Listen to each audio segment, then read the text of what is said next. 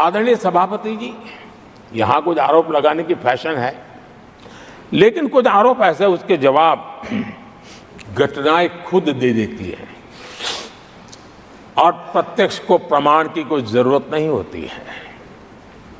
जम्मू कश्मीर में हाल में हुए लोकसभा चुनाव में मतदान के जो आंकड़े हैं वो पिछले 4 दशक के रिकॉर्ड को तोड़ने वाले हैं।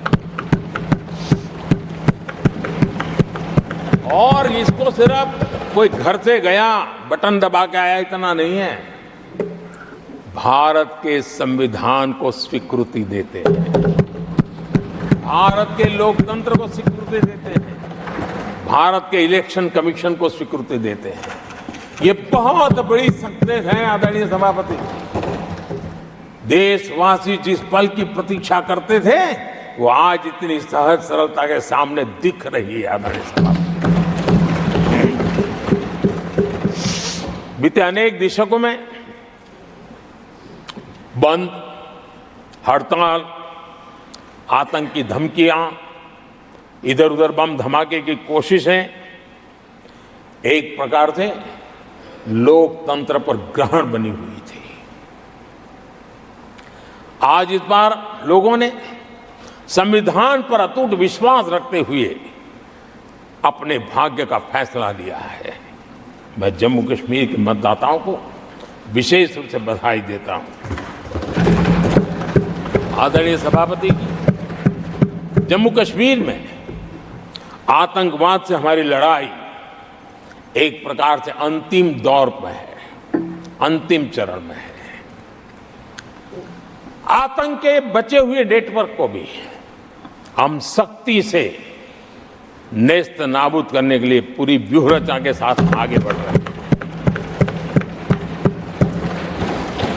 बीते 10 वर्षों में पहले की तुलना में आतंकी घटनाओं में बहुत गिरावट आई है। अब पत्थरबाजी की खबरें भी शायद ही किसी कोने में एक आध बार आ जाए तो आ जाए। अब जम्मू कश्मीर में आतंक और अलगाव खत्म हो रहा है और इस लड़ाई में जम्मू कश्मीर के नागरिक हमारी मदद कर रहे हैं, नेतृत्व कर रहे हैं। ये सबसे जरा विश्वास पैदा करने वाली बात है। आज वहां टूरिज्म नए रिकॉर्ड बना रहा है, निवेश बढ़ रहा है।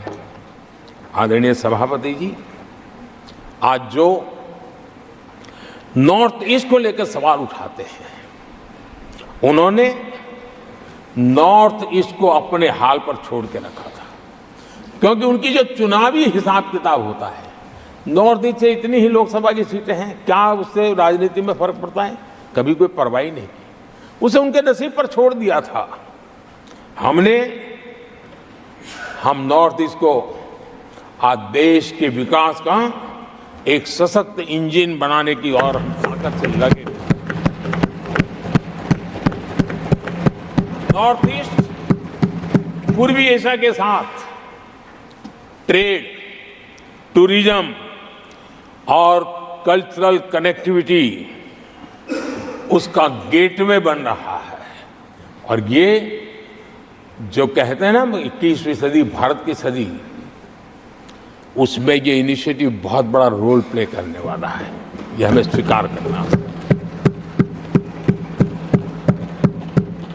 आदरणीय सभापति जी, हमने नॉर्थ ईस्ट में गत 5 वर्ष में जो काम किया है, और अगर पुराने कांग्रेस के हिसाब से साथ उसको अगर तुलना कर दी जाए, हमने जितना काम 5 साल में किया है, इतना अगर उनको करना होता ना तो कम से कम 20 साल लग जाते, एक पीढ़ी और चली जाती। हमने इतना तेजी से काम किया है। आज नॉर्थ ईस्ट की कनेक्टिविटी उसके विकास का मूलभूत आधार है, उसको हमने प्राथमिकता दी है।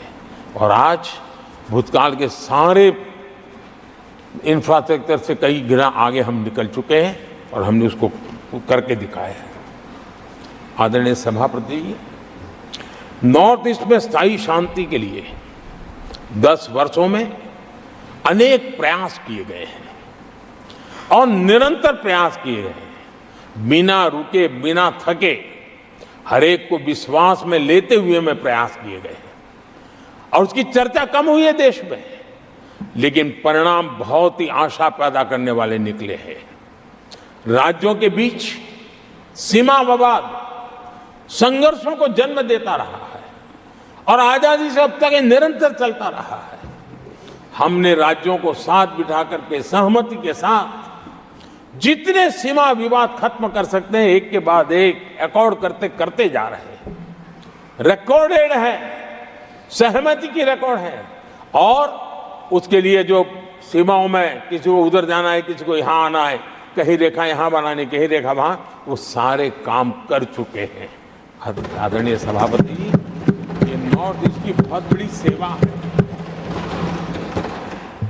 हिंसा से जुड़े संगठन, जो हथियारबंद गिरोह थे, जो वहां लड़ाई लड़ते रहते थे, अंडरग्राउंड रह के लड़ाई लड़ते थे, हर व्यवस्था को चुनौती देते थे, हर काउंटर ग्रुप को चुनौती देते थे, खून खराबा होता रहता था। आज उनको साथ लेकर के स्थायी समझौते हो रहे हैं, शस्त्र सरेंडर हो रहे हैं। जो गंभीर गुनाह के अंदर हैं वो जेल जाने के लिए तैयार हो रहे हैं, अदालत को फेस करने के लिए तैयार हो रहे हैं। न्याय तंत्र के प्रति भरोसा बढ़ना, संविधान के प्रति भरोसा बढ़ना, भारत के लोकतंत्र के प्रति भरोसा बढ़ना, भारत के गवर्नमेंट की रचना पे भरोसा करना, ये इसमें से अनुभव होता है और आज हो रहा है। आदरणीय सभापति जी, मणिपुर के संबंध में मैंने पिछले सत्र में विस्तार से बात कही थी, लेकिन आज मैं फिर से एक बार दोहराना चाहता हूं। मणिपुर की स्थिति सामान्य करने के लिए सरकार निरंतर प्रयासरत है। वहां जो कुछ भी घटनाएं घटी, 11,000 से ज्यादा एफआईआर की गई है।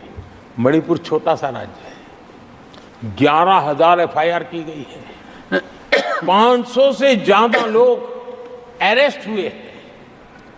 आदरणीय सभापति जी, इस बात को भी हमें स्वीकार करना होगा कि मणिपुर में लगातार हिंसा की घटनाएं कम होती जा रही है। इसका मतलब शांति का आशा रखना, शांति पे भरोसा करना संभव हो रहा है। आज मणिपुर के अधिकांश हिस्सों में आम दिनों की तरह स्कूल चल रहे हैं, कॉलेज चल रहे हैं, दफ्तर और दूसरे संस्थान खुले रहे हैं। आदरणीय सभापति जी, मणिपुर में भी जैसे देश के अन्य भागों में परीक्षाएं हुई, वहां भी परीक्षाएं हुई हैं और बच्चों का अपनी विकास यात्रा जारी रखी है। आदरणीय सभापति, केंद्र और राज्य सरकार सभी से बातचीत करके शांति के लिए, सौहार्द रास्ता खोलने के लिए लगातार प्रयास कर रही है। छोटे छोटे इकाइयों को जोड़ करके इन ताने बाने को गूंथना एक बहुत बड़ा काम है और शांतिपूर्ण तरीके से हो रहा है। बीते समय में पहले की सरकारों में ऐसा नहीं हुआ है।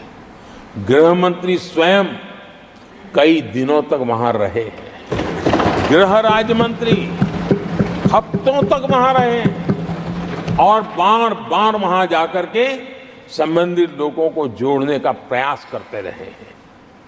आदरणीय सभापति जी, पॉलिटिकल लीडरशिप तो है ही, लेकिन सरकार के सभी वरिष्ठ अधिकारी जिसका जिसका इन काम से संबंध है, वे लगातार वहां फिजिकल जाते हैं, लगातार वहां संपर्क में रहते हैं और समस्या के समाधान के लिए हर प्रकार से प्रयासों को बल दिया जा रहा है।